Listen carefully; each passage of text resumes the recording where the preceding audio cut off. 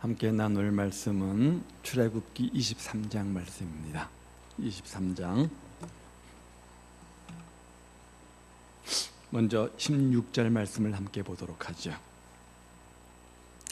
23장 16절 말씀을 먼저 우리 함께 한번 읽어봅니다. 23장 16절 맥추절을 지키라.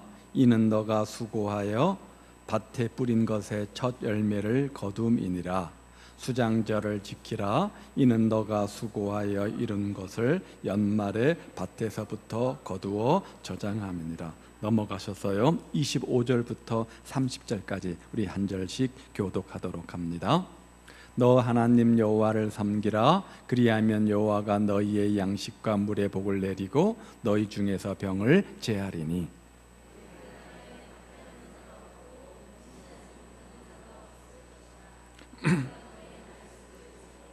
내가 내 유엄을 너 앞서 보내어 내가 이를 곳의 모든 백성을 물리치고 너 모든 원수들이 너에게 등을 돌려 도망하게 할 것이며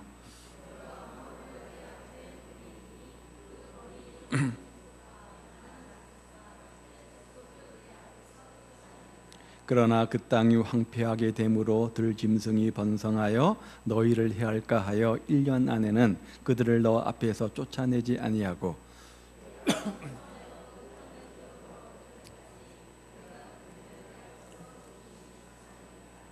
아멘. 오늘 본문 14절 말씀에 보면 하나님께서 모세에게 3대 절기를 지킬 것을 말씀하고 계십니다. 그래서 14절, 15절, 16절, 17절 말씀에 보면 세 번 1년에 지키는 3대 절기가 어떠한 것인지 구체적으로 설명되어져 나와 있는데요. 먼저는 6월절입니다. 6월절은 여러분 잘 아시는 것처럼 이스라엘 민족이 애굽의 노예에서 해방된 것을 기념하여 지켰던 절기이죠. 자, 이것이 신약 시대로 넘어오면서 어떻게 발전이 되냐면 구원 주신 것에 대해서 감사하는 구원 감사 절기로 바뀌게 되어집니다. 그래서 6월절이 두 가지로 나누어지게 되어지는데요.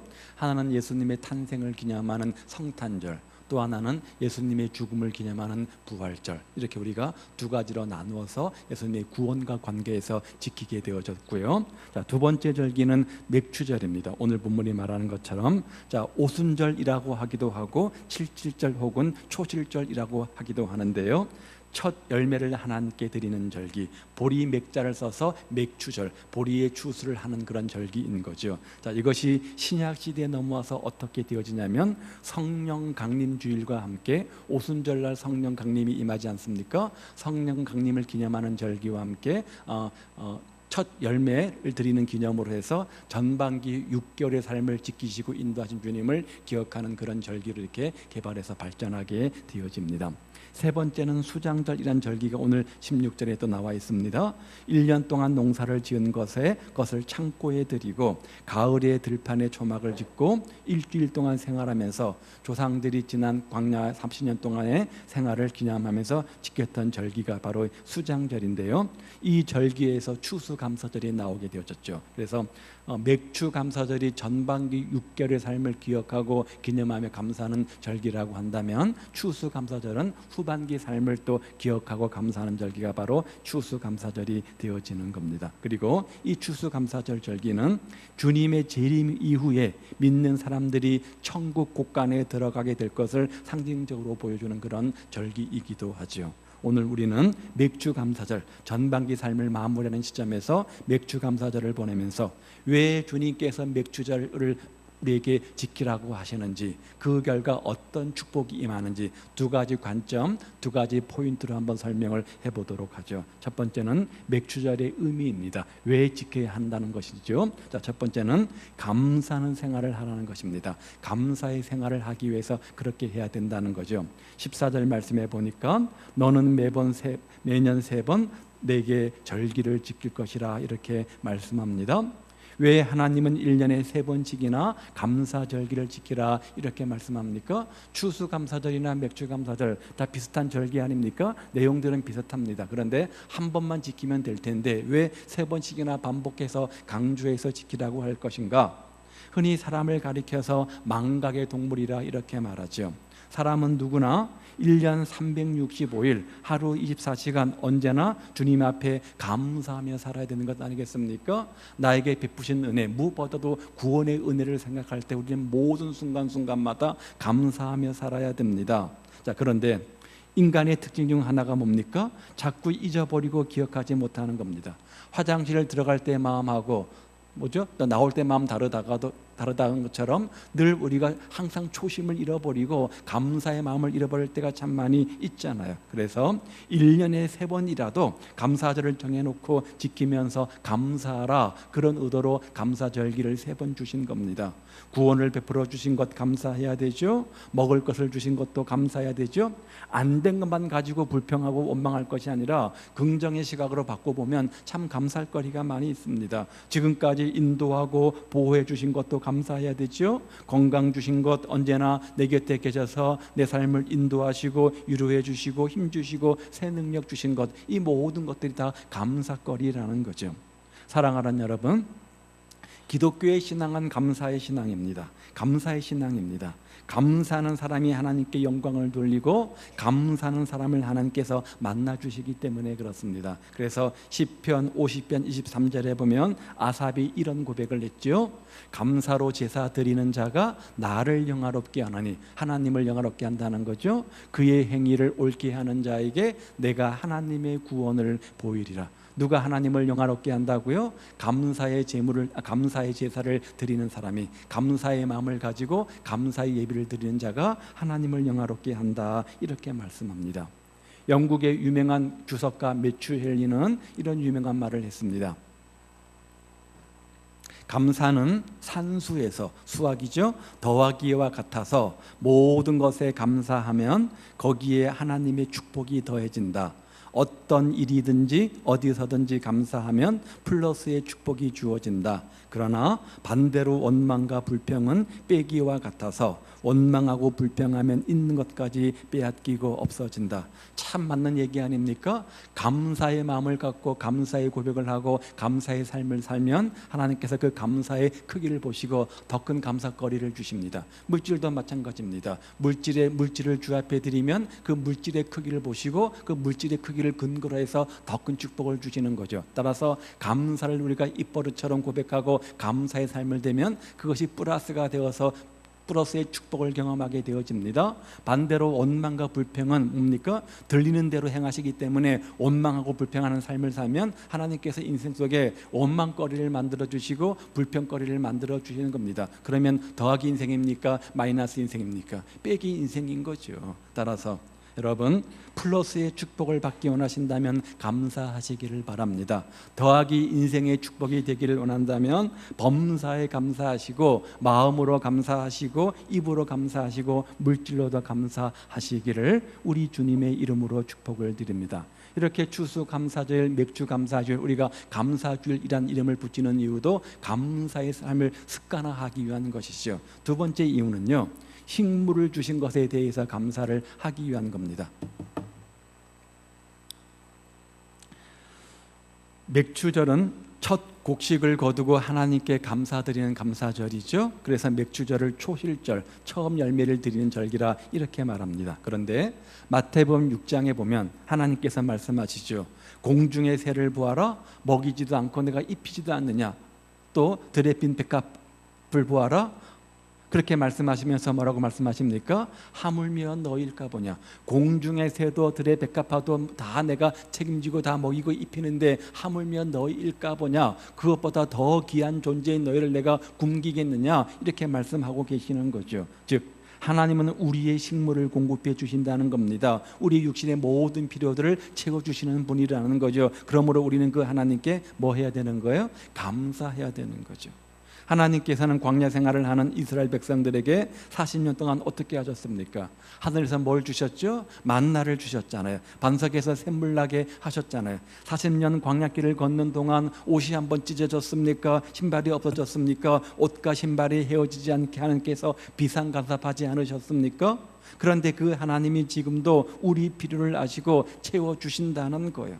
하나님은 우리가 구하는 것이 무엇인지 생각하는 것이 무엇인지 아시고 넘치도록 풍성하게 채워주신다는 거죠. 모든 것을 후히 주사 누리게 하시는 분이라는 거예요. 그러므로 맥주절을 맞이해서 우리들은 우리의 필요를 채우시는 그 하나님께 감사하라. 그런 의도로 이 감사절을 주셨다는 거죠.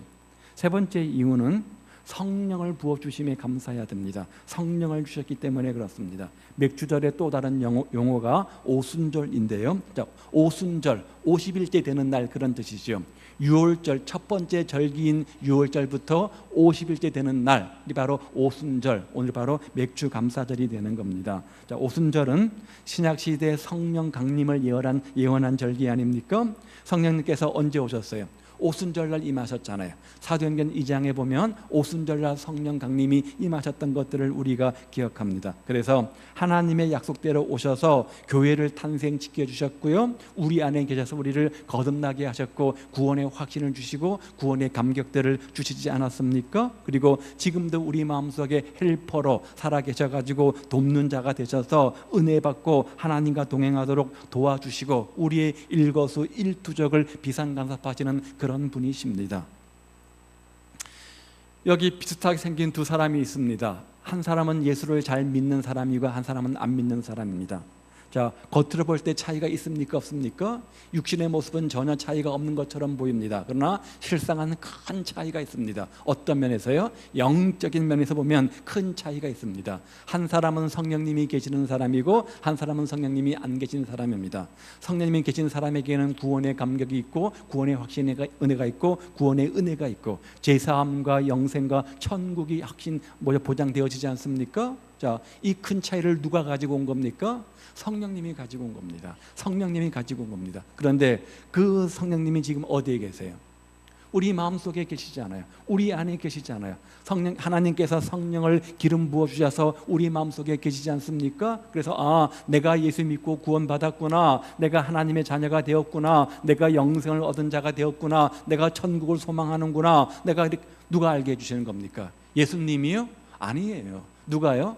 성령님이 알게 해주시는 겁니다. 성령님이 깨닫게 해주시는 겁니다. 그러므로 그런 성령님, 그런 성령을 부어주심에 대해서 감사하고 우리가 그런 성령 충만을 받고 하나님의 자녀가 되어진 것에 대해서 감사하는 마음을 가지라, 바로 맥주 감사절의 정신이라는 것이죠. 네 번째는요, 하나님 제일주의로 살라는 거죠. 하나님 제일주의. 첫 번째를 하나님으로 두라는 거예요. 자, 맥주절을 초실절이라고 하기도 한다고 했죠. 자, 초실절은 처음초 열매실, 처음 열매를 드리는 절기가 바로 맥주절입니다. 맥주절입니다.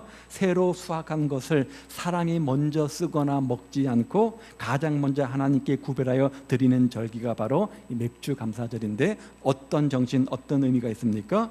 가장 귀한 것을 하나님께 드린다. 하나님을 제일 우선순위로 삼는다. 내 삶의 우선순위가 하나님이다. 이런 초점, 이런 정신이 그 속에 담겨져 있는 거죠. 무엇보다도 하나님을 우선하라, 그런 명령입니다. 따라서 아침에 일찍 일어나면 가장 먼저 하나님을 찾으시고 감사로 시작하시기 바랍니다. 여러 가지 일로 분주할 때 하나님이 원하시는 것이 무엇인지 묻고 그 대답 따로 하시기를 바랍니다. 세상 일과 하나님 일 사이에 갈등이 일으켜질 때 세상 일을 쫓지 말고 먼저 하나님의 일을 쫓는 그런 삶이 되시기를 바랍니다. 그런 선택의 기준이 되시기를 바랍니다.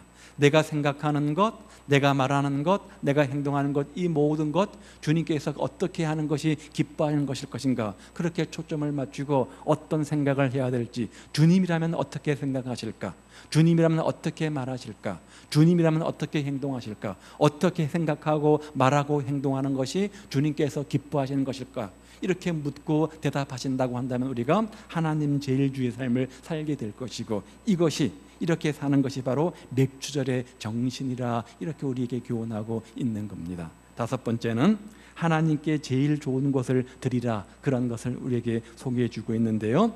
신명기 16장 16절 17절 역시 3대 절기를 소개한 그런 본문이고요. 오늘 본문 15절 말씀에도 보아도 공통적으로 나오는 것이 뭐냐면 하나님 앞에 나가서 예배 드릴 때 빈손으로 나가지 말고 하나님께서 복 주신 대로 예물을 구별하여 드리라 이렇게 명령하고 있는데, 그럴 때 어떻게 해요? 그 힘대로 드릴지라, 자원하여 억지로 인색함으로 아니라 그 힘대로 드릴지라 이렇게 말씀하고 있습니다. 왜냐하면 그분은 하나님이시기 때문에 그렇죠. 따라서 하나님께 제물을 드릴 때는 가장 좋은 것을 드리되 힘대로 자원하여 감사함으로 드려야 한다는 겁니다. 자, 이것이 봉헌의 정신 아닙니까? 자, 하나님께서 모든 것을 가지시는 분이십니다. 우리는 그렇게 믿습니다. 인간의 생사화복을 주장하실 뿐만 아니라 모든 만물을 다 가지신 분이신 하나님께서 뭐가 물질이 아쉬워서, 물질이 부족해서 우리에게 물질을 드리라 이렇게 요구하는 거겠습니까? 자, 그것은 우리의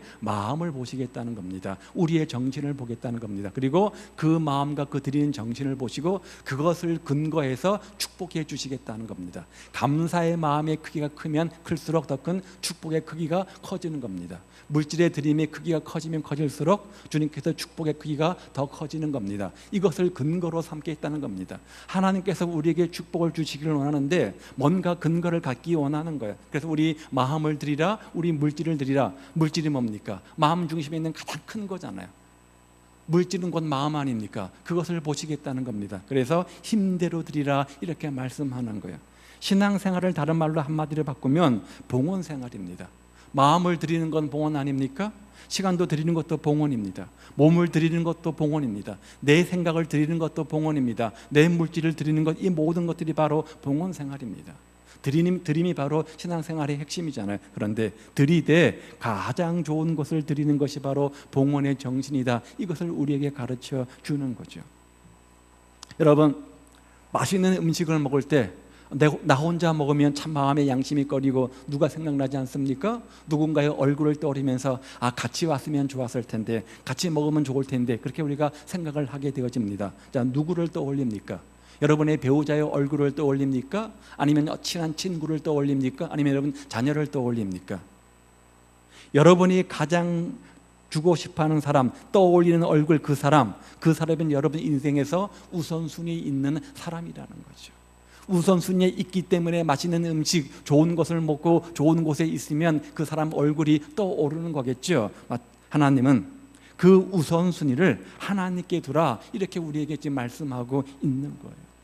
애굽에서 430년 동안 노예 생활을 하다가 해방이 되었습니다. 천신만고 끝에 가나안 땅에 들어갔습니다. 첫 한 일이 뭡니까? 농사를 지었잖아요. 농사를 지었으니까 첫 수확이 있었겠죠. 자, 이것이 얼마나 값진 것입니까? 얼마나 귀한 것입니까? 지난 40년 동안 정착하지 못하고 광야를 또 돌아다녔습니다. 나그네처럼 다녔습니다. 이제 한 곳에 정착했습니다. 그래서 농사를 지었습니다. 첫 열매를 얻었습니다. 얼마나 감격스러웠겠습니까? 그런데 하나님께서 모세에게 뭐라고 말씀하십니까? 그 귀한 첫 열매를 누구에게 드리라고요? 하나님께 드리라. 그 첫 열매를 하나님께 드리라 이렇게 명령하십니다. 어처구니 없게도 그렇게 명령하십니다. 그래서 첫 열매는 중요한 의미를 갖는 겁니다. 자, 성경에는 처음 것, 첫 열매, 첫 곡이 굉장히 중요한 의미를 갖습니다. 돈은 모든 것이 소중한 것이지만 그 중에서도 첫 월급이 더 중요한 뜻을 지니는 것 아니겠습니까? 사람이 성장해가지고 처음으로 직장에 가서 받은 월급 가지고 우리가 하는 일이 있습니다. 얼마나 귀하고 뜻깊고 보람스러운 일이겠습니까? 우리나라 좋은 전통 가운데 하나는 뭐냐면 첫 월급 타면 부모님에게 뭐 해드려요?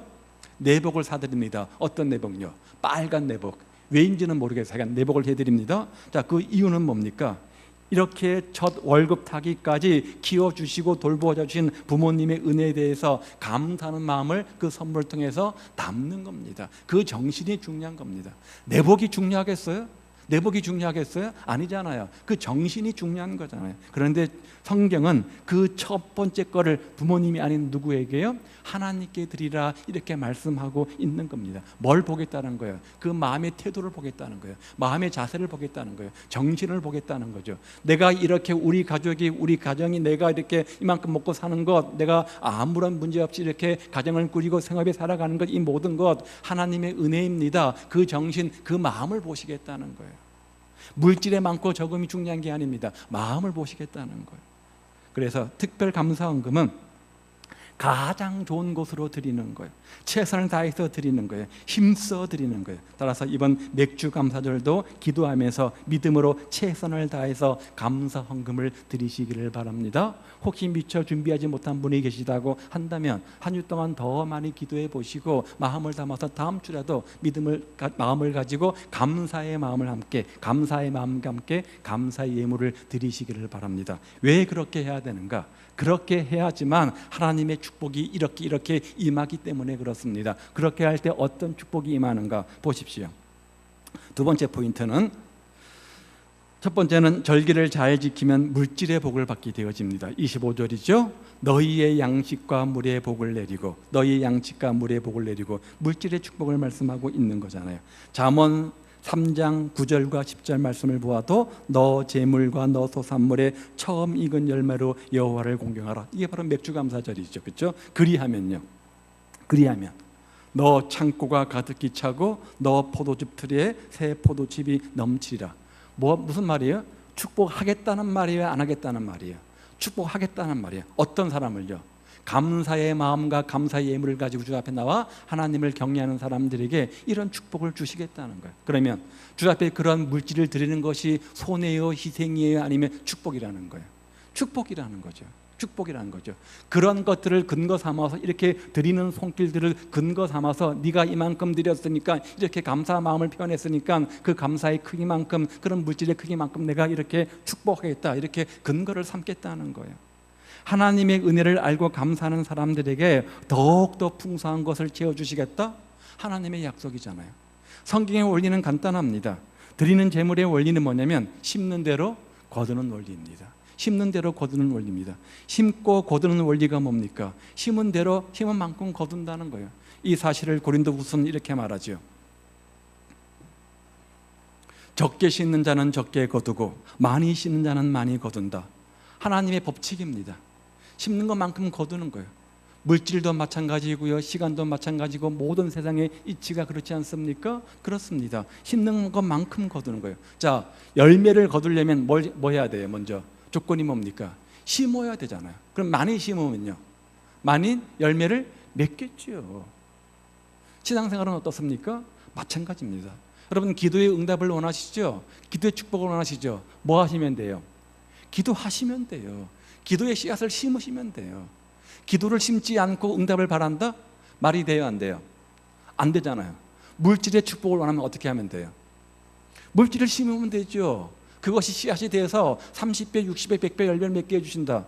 제가 드리는 말씀이에요. 성경이 이렇게 있잖아요. 그래서 마음에 정한 대로 할 것이요, 인색함으로 억지로 하지 말라. 왜요?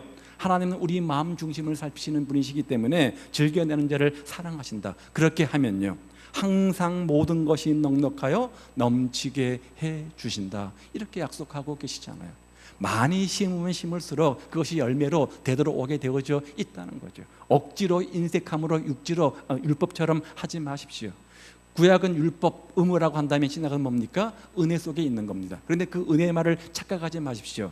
은혜 속에 있으니까, 자유하니까 내 마음대로 하면 된다, 그게 아니잖아요. 그렇죠? 적어도 구약은 이만큼 기준이 있었지만 신약은 기준을 없앤 이유는 뭐냐면 그보다 더 큰 것을 기대하는 것이죠. 그래서 힘에 지나도록 그런 말이 있는 것 아닙니까? 그래서 하나님은 우리들이 세상에서 넉넉하게 살도록 하기 위해서 심고 거두는 원리를 따라서 11조도 헌금도 이 모든 것도 그렇게 드리라 우리에게 말씀하시는 거죠. 그래서 말라기 3장 10절로 12절 말씀에 보면 우리가 잘 아는 이런 말씀이 있죠.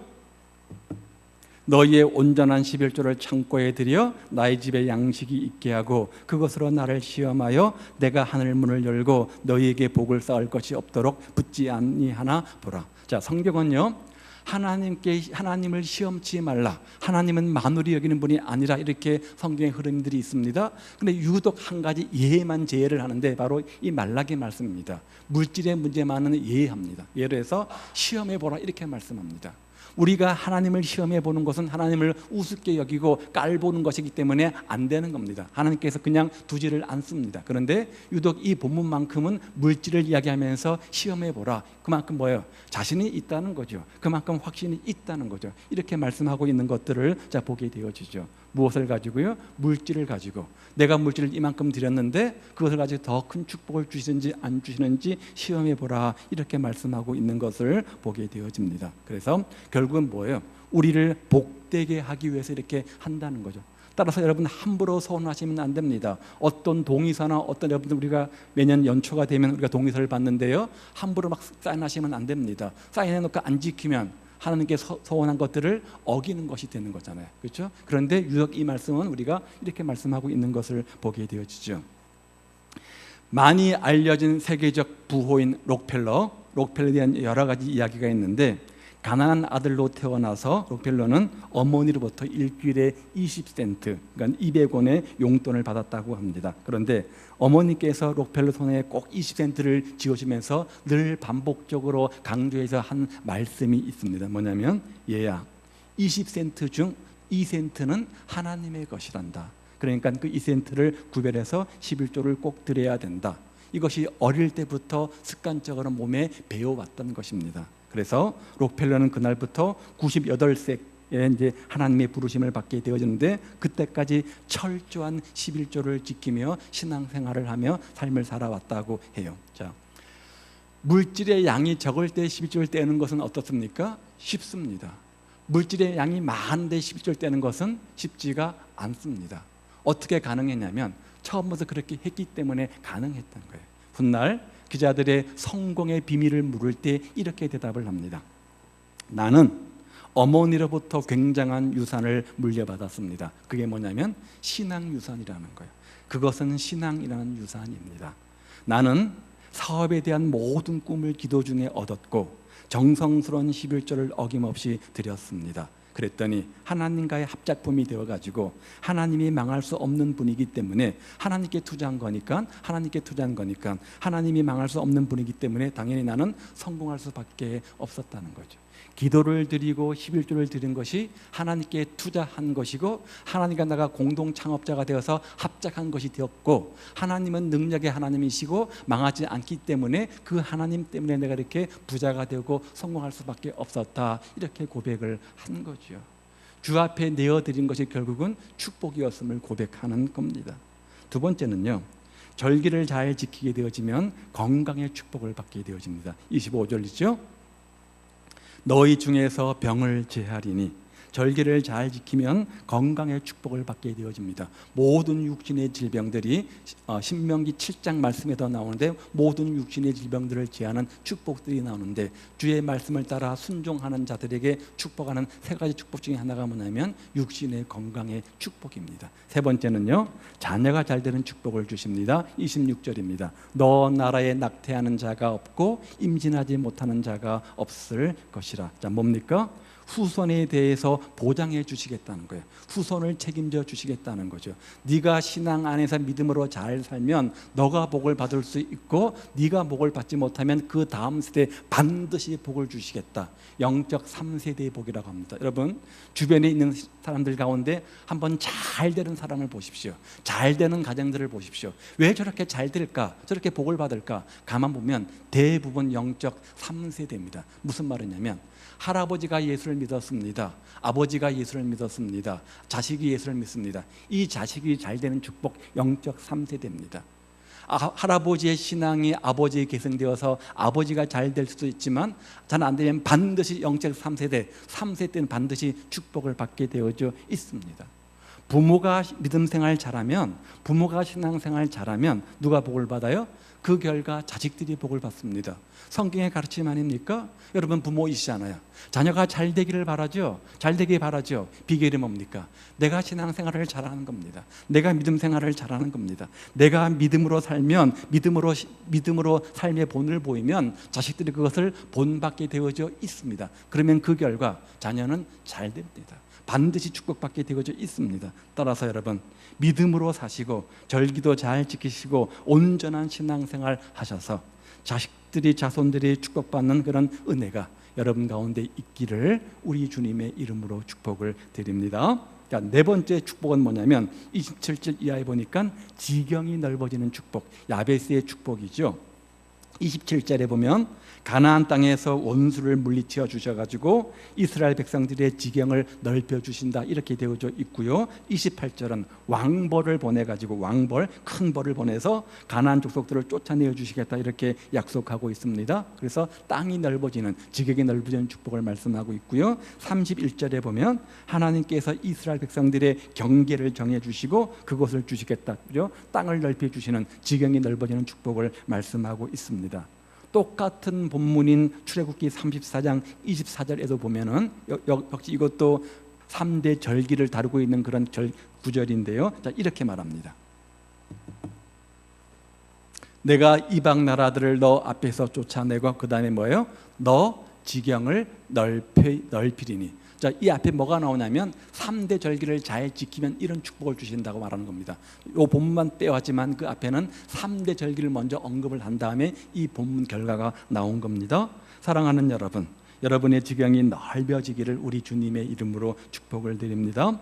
하나님이 주시는 능력을 받으셔서 지금보다 100배, 1000배, 10,000배의 삶의 지경들이 넓어지시기를 바랍니다. 물질의 지경, 건강의 지경이나 또 생업의 지경이나 모든 삶의 영역 속에서 정신적으로, 지식적으로, 육체적으로 모든 영역에서 삶의 지경들이 넓어지는 그런 은혜가 있기를 바랍니다. 그러기 위해서 온전한 절기를 잘 지키시고 축복의 주인공들 다 되시기를 우리 주님의 이름으로 축복을 드려요.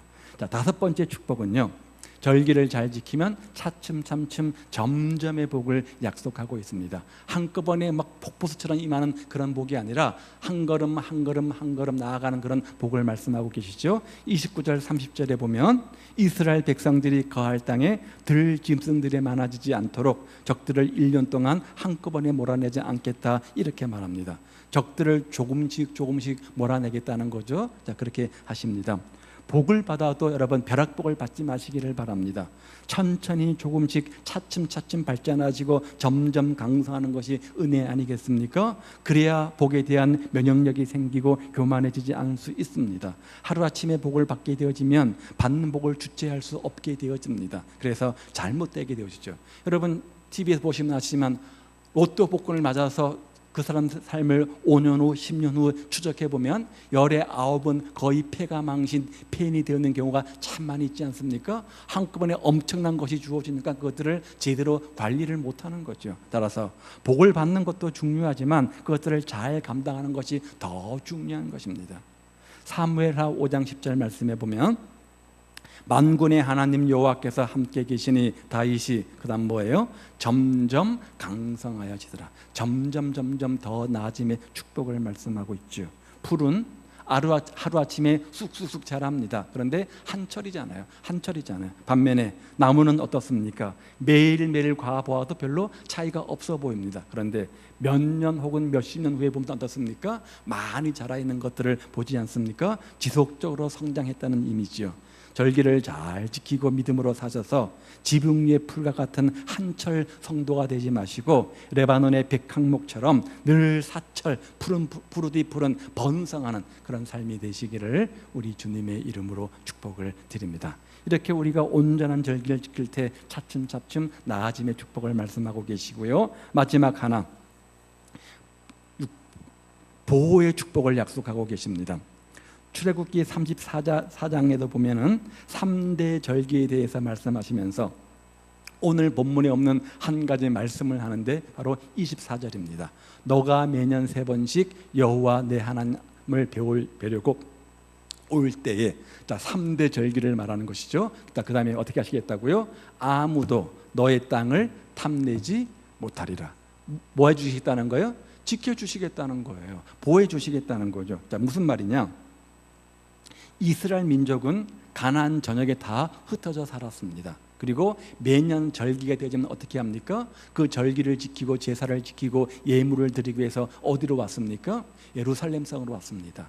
어떤 사람은 하루 길인 사람도 있었을 것이고 어떤 사람은 일주일 길인 사람도 있었을 것이고 어떤 사람은 한 달 동안 멀리 와야만 하는 그런 사람도 있었을 것입니다. 그렇게 멀리서 오게 되어졌죠. 자, 문제는 뭐냐?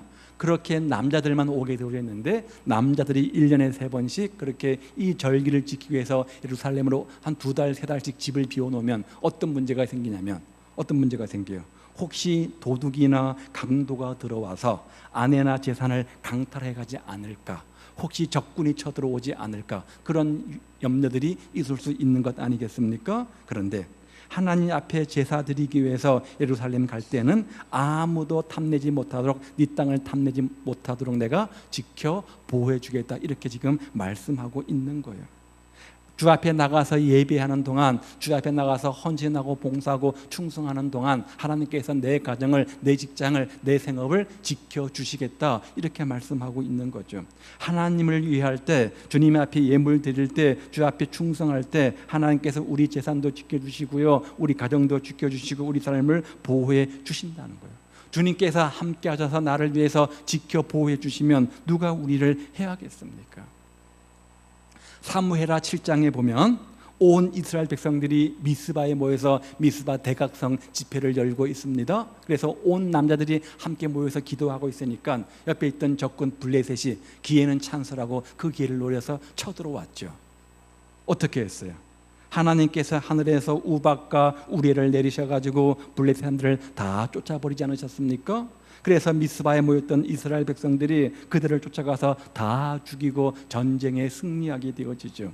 하나님께서 도와주시고 하나님께서 보호해 주시면 어느 누구도 해를 끼칠 수 없다는 거예요. 특별히 주님의 일을 위해서 힘쓰는 그 순간만큼은 철저하게 하나님께서 보장해 주신다는 거예요. 보호해 주신다는 거죠. 왜요?